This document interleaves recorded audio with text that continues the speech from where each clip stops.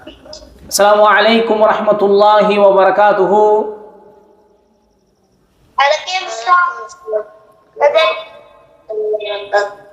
சரி, அல்ஹம்துலில்லாஹி வஹ்தா வஸ்ஸலாத்து வஸ்ஸலாமு அலா மன் லா நபிய்ய பஅதஹு. பாருங்க, நாம தொடர்படியா இஸ்லாமிக் ரியல் ஸ்டோரிஸ் நம்ம பார்த்து வரோம் இல்லையா? அது நிறைய படிப்பினைகளை நம்ம படிச்சுக்கிட்டு வரோம். அந்த ஸ்டோரியிலேருந்து நமக்கு கிடைக்கக்கூடிய படிப்பினைகள் என்ன, நாம எப்படிலாம் இருக்கணும், எப்படிலாம் இருக்கக்கூடாது, நபி அவங்க சொன்ன உண்மை சம்பவத்தை தான் என்ன செய்யறோம், படிச்சுக்கிட்டு வரோம். சரியா? இன்னைக்கு நம்ம படிக்க போற ஸ்டோரி என்னன்னு சொன்னா, கருப்பு பெண்ணை காப்பாற்றிய பருந்து. என்ன தலைப்பு? கருப்பு பெண்ணை காப்பாற்றிய பருந்து. பருந்து என்னன்னு தெரியுதா? கழுகு மாதிரியே இருக்கும்ல, நம்ம ஊர்ல இருக்கும், உடம்புலாம் பிரவுனா இருக்கும், கழுத்து வெள்ளையா இருக்கும், நம்ம ஊர்ல அதை பருந்துன்னு சொல்லுவோம். சரியா? அப்ப கருப்பு பெண்ணை காப்பாற்றிய பருந்து. சரி, இதுதான் நம்ம பார்க்க போற ஸ்டோரி. பாருங்க, ஆயிஷா ரலியல்லாஹு தஆலா அவங்க சொல்லக்கூடிய செய்தி. சரியா? ஒரு அரபு கோத்திரத்திற்கு சொந்தமான கருப்பு நிறம், ஒரு கருப்பு நிறத்தில் இருக்கக்கூடிய ஒரு அடிமை பெண் ஒருத்தி இஸ்லாமை ஏற்றுக்கொண்டாள். ஒரு அரபு கோத்திரத்துக்கு சொந்தமாக இருக்கக்கூடிய ஒரு கருப்பு நிறம் கொண்ட ஒரு அடிமை பெண் என்ன பண்ணாங்க? இஸ்லாத்தை ஏற்றுக்கொண்டார்கள். இஸ்லாத்தை என்ன செஞ்சாங்க? சொல்லுங்க, என்ன பண்ணாங்க? ஏற்றுக்கொண்டார்கள். அவங்களுக்கு பள்ளிவாசல்ல சிறிய தங்கக்கூடிய அறை ஒன்று இருந்தது. பள்ளிவாசல் பக்கத்துல, அந்த பள்ளிவாசல் வளாகத்துல சின்ன அறை ஒன்று அவங்களுக்கு கொடுத்துருந்தாங்க, சின்ன அறை. ஏன்னா அவங்கள பராமரிக்கிறதுக்கு யாருமே இல்லை. அதனால நபிகள் நாயகம் ஸல்லல்லாஹு அலைஹி வஸல்லம் என்ன செஞ்சாங்கன்னா, ஒரு சின்ன அறைய என்ன செஞ்சாங்க, பள்ளிவாசல் வளாகத்துல கொடுத்தாங்க அந்த பெண் தங்கிக்கிறதுக்கு. அவங்களோட வரலாறு படிச்சோம்னா, அந்த பெண்மணி என்ன செஞ்சாங்கன்னா, அங்க தங்கிக்கிட்டு அந்த பள்ளிகளை என்ன செய்வாங்க, சுத்தம் பண்ணக்கூடிய பணிகள்ல இருந்தாங்க. பள்ளிவாசல் என்ன செய்வாங்க, சுத்தம் செய்யக்கூடிய பணியில இருந்தாங்க. சரியா? சரி, இப்ப என்னன்னா, இந்த அடிமை பெண் இஸ்லாத்தை ஏத்துக்கிட்டாங்களா இல்லையா? அந்த அடிமை பெண் இஸ்லாத்தை ஏத்துக்கிட்டதுக்கு பிறகு அந்த பெண்மணி எங்களிடம் பேசி கொண்டிருப்பாள். ஆயிஷா ரலியல்லாஹு தஆலா சொல்றாங்க, எங்கள்கிட்ட என்ன செய்ய, அந்த பெண்மணி பேசிக்கிட்டு இருப்பாங்க. பேசிக்கிட்டு இருக்கிறப்ப அவங்க ஒரு பாட்டு ஒன்று படிப்பாங்க.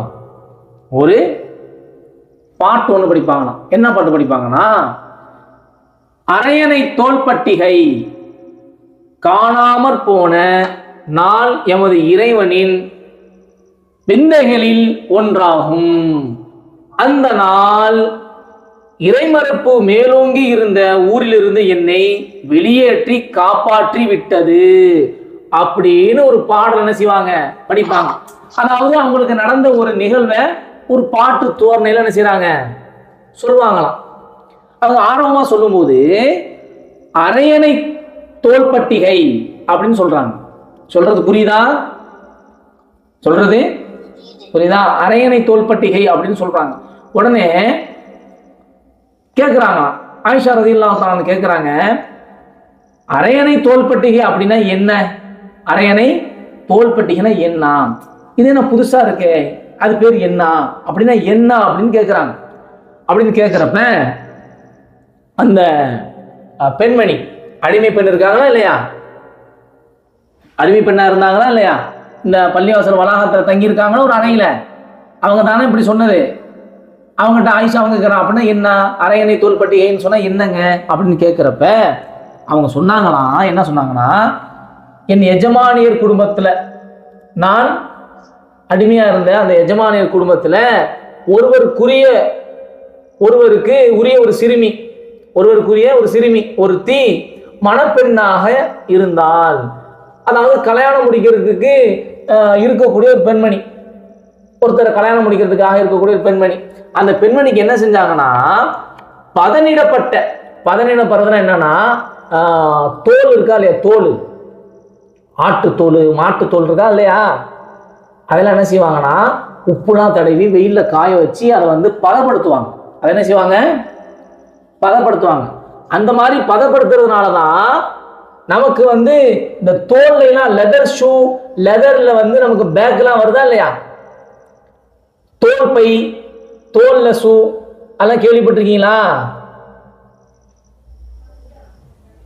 தோல்லே இருக்கும், அது ரொம்ப ஸ்ட்ராங்கா இருக்கும், ரொம்ப ஸ்ட்ராங்காகவும் இருக்கும், அதே நேரத்தில் கொஞ்சம் காஸ்ட்லியாகவும் இருக்கும், கொஞ்சம் காசு கூடயும் இருக்கும். அந்த பெண்மணிக்கு, எந்த பெண்மணினா, இப்போ ஒரு சிறுமி ஒருத்தவங்க சொன்னாங்களா இல்லையா, ஒரு சிறுமிய திருமணம் முடிப்பதற்கு தயாராக இருக்கக்கூடிய சிறுமி, அந்த சிறுமிக்கு என்ன செஞ்சாங்கன்னா ஒரு பதனிடப்பட்ட தோளால் ஆன சிவப்பு, பதனிடப்பட்ட தோளால் ஆன சிவப்பு அரையணை தோள்பட்டிகை ஒன்றை அணிந்து கொண்டு என்ன செய்யறாங்கன்னா குளியல் அறைக்கு போறாங்க குளிக்கிறதுக்காக. அந்த சிவப்பு நிறத்தில் இருக்கக்கூடிய அரையணை தோள்பட்டிகை வந்து அந்த மணப்பெண்ணுக்கு அந்த மணப்பெண்ணுடைய அந்த ட்ரெஸ், அது அதை என்ன செய்யறாங்க போட்டுக்கிட்டு போறாங்க. போட்டுக்கிட்டு போறப்ப அது கீழே விழுந்துருச்சு. போட்டுட்டு போறப்ப என்ன செஞ்சிருச்சு, அது அந்த அரையணை தோள்பட்டிகை கீழே விழுந்துருச்சு. அது சிவப்பு நிறத்துல இருக்குல்ல, சிவப்பு நிறத்துல இருக்கிறதுனால பருந்து பார்த்துட்டு அது இறைச்சின்னு நினைச்சு அதை தூக்கிட்டு போயிடுச்சான். இறைச்சின்னு நினைச்சு அந்த தோள்பட்டிகை என்ன செஞ்சிருச்சான், தூக்கிட்டு போயிடுச்சு. இப்போ அந்த எஜமான்லாம் இருக்காங்கல்ல, இந்த அடிமை பெண்ணுடைய முதலாளிகள், அவங்களாம் நீ தான் திருடிட்ட, அந்த மணப்பெண்ணுடைய அந்த கல்யாண பொண்ணுடைய அந்த தோள்பட்டிகையை யார் திருடுதான், நீ தான் திருடுனான்னு சொல்லி இந்த அடிமை பெண் முதல்ல பார்த்தோமா இல்லையா, பள்ளிவாசல் வளாகத்தில் ஒருத்தவங்க இருந்தாங்க, ஒரு பாட்டு படிச்சாங்க, அவங்க தானே தோள்பட்டிகைனா என்னன்னு ஆயிஷா ரலியல்லாஹு தஆலா சொல்லிட்டு இருக்கிறாங்க. அவங்கள என்ன செஞ்சிட்டாங்களாம், நீ தான் திருடுன, நீ தான் திருடுன அப்படின்னு சொல்லி என்ன செய்யறாங்களாம், போட்டு அடிக்கிறாங்களாம், ரொம்ப சித்திரவதைப்படுத்துறாங்க, அவங்கள போட்டு சோதனை படுத்துறாங்க, எங்க பார்த்தாலும் செக் பண்றாங்க, எங்க வச்சிருக்க சொல்லு, எங்க வச்சிருக்க சொல்லு, நீ தான் எடுத்த, நீ தான் எடுத்த, நீ தான் எடுத்தனே அவங்க மேல செஞ்சுட்டாங்க, பழி சுமத்திட்டாங்க. யார் தான் திருடுதான் இத, இந்த அடிமை பெண்ணு தான் என்ன செஞ்சுட்டாங்க, திருடிட்டாங்க. இந்த அடிமை பெண்ணு தான் என்ன செஞ்சுட்டாங்க, திருடிட்டாங்க. அந்த அடிமை பெண் திருடினாங்களா சொல்லுங்க, அடிமை பெண்ணா திருடினாங்க சொல்லுங்க பாப்போம். இவ்வளவு ஸ்டோரி கேட்டீங்கல்ல, அடிமை பெண்ணா திருடினாங்க, அடிமை பெண் திருடினாங்களா, அந்த தோள்பட்டி சிவப்பு கலர் தோள்பட்டிகையை எடுத்துட்டு போனது எது, எது எடுத்துட்டு போனுச்சு, அந்த பெண் போட்டுட்டு போனாங்கல்ல, அந்த கல்யாண பெண் போட்டுட்டு போனாங்க, கீழே அது விழுந்துருச்சு, விழுந்ததோட ஒன்னு எடுத்துட்டு போனுச்சுன்னு சொன்னவன் என்ன எடுத்துட்டு போனுச்சு, யாருக்கு ஞாபகம் இருக்கு சொல்லுங்க,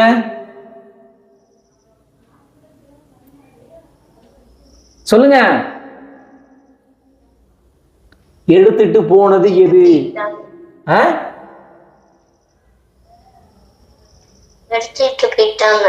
பருந்து, பருந்து தான் எடுத்துட்டு போனுச்சு. அந்த பறவை வந்து என்ன செஞ்சு போனுச்சு, இறைச்சின்னு நினைச்சு சிவப்பு கலர் தான் இருக்குன்னு சொல்லி எடுத்துட்டு போனுச்சுன்னு சொன்னோமா, உண்மையில அதை எடுத்துட்டு போனது எது,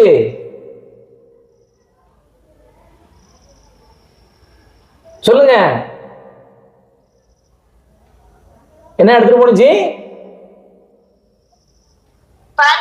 பருந்து. வெரி குட், பருந்து தான் எடுத்துட்டு போனுச்சு. இந்த பெண்மணி எடுத்துட்டு போனாங்க, இவங்க திருடுனாங்களா,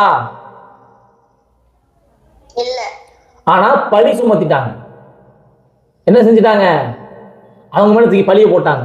நாம சொல்லுவோமா இல்லையா, அவன் குத்தி விட்டு இவன் தான் என்னை குத்துறான் அப்படின்றான்.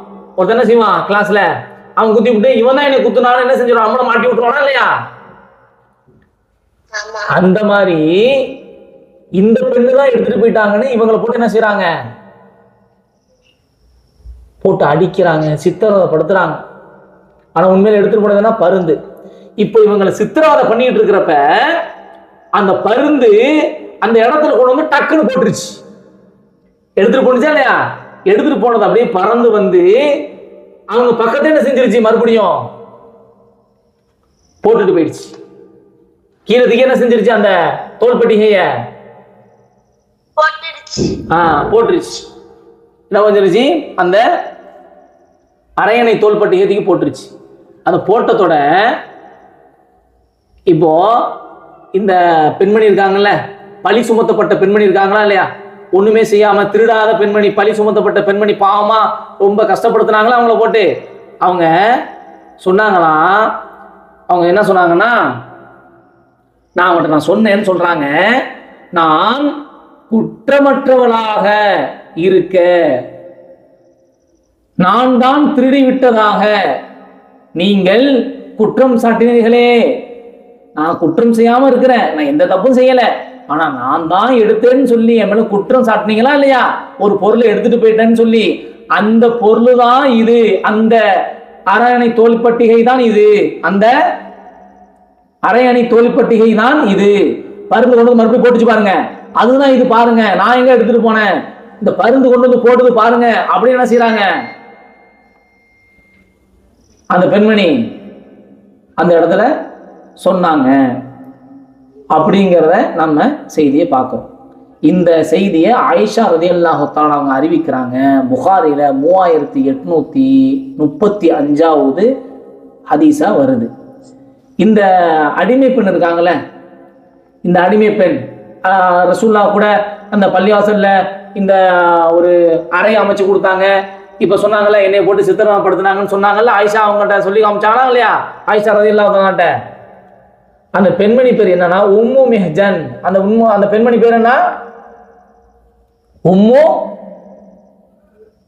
மிஹ்ஜன். சரியா? சரி, இந்த ஸ்டோரியில இருந்து நம்ம என்ன தெரிஞ்சுக்க போறோம்?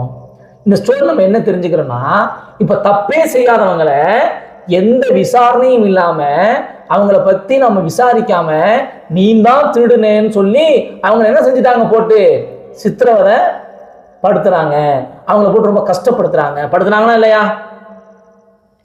படுத்துனாங்களா இல்லையா? அப்போ நாம இதுல இருந்து என்ன தெரியுதுன்னா, நம்ம யாரையுமே பார்த்து சந்தேகப்பட்டு இவர் தான் திருடுன்னு நம்ம உறுதியா சொல்லக்கூடாது. இவர் தான் தப்பு செஞ்சாலும் நம்ம என்ன செய்யக்கூடாது, உறுதியா சொல்ல கூடாது. நம்ம பார்த்த உடனே இவன்லாம் அப்படித்தான் அப்படின்னு சொல்லக்கூடாது. அது உண்மை வேறையா இருக்கலாம், உண்மை என்னவா இருக்கலாம், வேறையா இருக்கலாம்.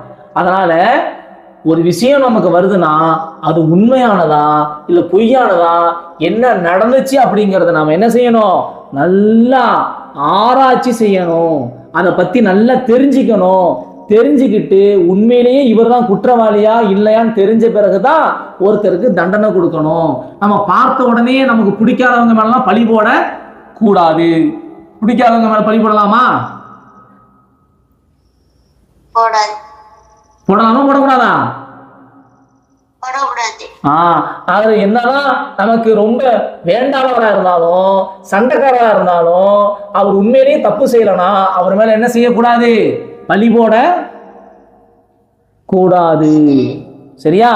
சரி, அப்ப இதுல நம்ம என்ன தெரிஞ்சுக்கிட்டோம்னு சொன்னா, ஒரு விஷயம் வருதுன்னு சொன்னா, இவர் தப்பு செஞ்சுட்டாருன்னு சொன்னா அந்த தப்பு உண்மையா இல்லையாங்கிறத நம்ம என்ன செய்யணும், சொல்லுங்க.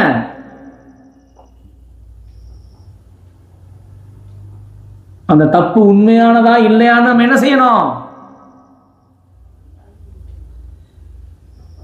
நல்லா விசாரிக்கணும். நல்லா என்ன செய்யணும், விசாரிச்சு உண்மையா பொய்யானது தெரிஞ்ச பிறகுதான் அவர் குற்றவாளியா இல்லையா, தப்பு செஞ்சாரா இல்லையாங்கிறத நம்ம சொல்லணுமே தவிர, பார்த்த உடனே நமக்கு பிடிக்காதவரு இதுக்கு முன்னால் அவர் தப்பு செஞ்சாருங்கிறதுக்காக வேண்டி இந்த தப்பை இவர் தான் செஞ்சாருன்னு நம்ம என்ன செய்யக்கூடாது, பழி போட கூடாது. சரியா? அது மாதிரி நம்ம கிளாஸ் ரூம்ல இருக்கக்கூடிய இவன் தான் என் பென்சிலை எடுத்திருப்பான், இவன் தான் எடுத்திருப்பான், அவன் தான் எடுத்தான், இவன் தான் எடுத்தான்னு யாருன்னே தெரியாம நம்ம யாரையும் என்ன செய்யக்கூடாது, சொல்ல கூடாது. புரியுதா? அப்ப யார் மேலையும் நாம் வீணான பழி போடக்கூடாது. நம்ம இதுல தெரியும். இன்ஷா அந்த மாதிரி நல்ல பிள்ளைகளா இருப்போமா? இன்ஷா அல்லாஹ் நல்ல பிள்ளையா இருப்போம். இன்ஷா அல்லாஹ் அடுத்த வகுப்புல வேறு ஒரு ஸ்டோரியோட நம்ம என்ன செய்வோம் பார்ப்போம். போயிட்டு வாங்க. அஸ்ஸலாமு அலைக்கும் வரஹ்மத்துல்லாஹி வபரகாத்துஹு.